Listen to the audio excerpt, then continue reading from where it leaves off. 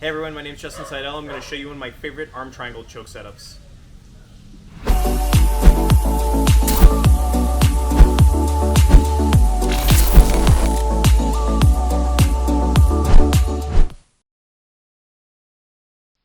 Alright, so like the wrist lock's awesome. Wrist lock's awesome, but the person's going to react differently, but it's the setup that's going to dictate what I can do next.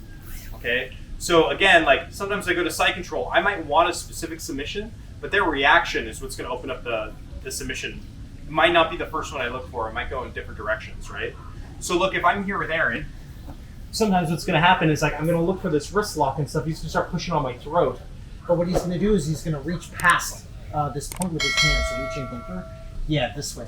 So look, if Aaron starts pushing here, there's no wrist lock anymore. But he's overexposing his arms. So now I can slip past the elbow, and I'll trap his arm to the other side of my head. Okay, Aaron, try to bring your elbow back to the mat. It's very hard for you, right? So once I've trapped his arm to the side of my head, I have an arm triangle choke, okay? But I'm going to need to switch sides to do it. So this post becomes very important. You guys notice I posted that hand very wide. All right, so now from here, what I'm going to do is I'm going to bring my knee to his belly. I'm going to lock my hands together, and I'm going to switch my knees over to the other side. Okay, from here, I can either stand on the belly, and I'm just going to drive my shoulder into Aaron's neck, much like I did for the wrist lock. Or I can dismount, slide down, and do the same thing again. I'm just going to drive my shoulder down into Aaron's neck. Now, none of that actually took much squeeze. In fact, we can do all this with one hand. Again, if I'm here, I can just drop my shoulder and still choke Aaron. Right? So the idea here, the mechanics to make both the wrist lock and the choke work is shoulder pressure. Right? We need to look at how we use our shoulder in these positions to set up and finish the submissions. So again, I'm here. Aaron goes to push, but you notice wrist lock's there, so he's pushing a little deeper. Now look, that gives me space to slip the elbow and trap his arm. Now from here again, we can post wide to ensure our base to the right.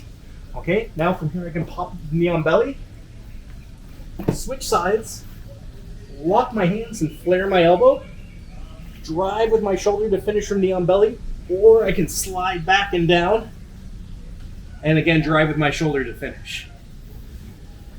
Do it one more time just for fun. We can even add the wrist lock as part of the movement. So again, I can be here. Aaron puts his hand on the shoulder this time, but I managed to catch the wrist.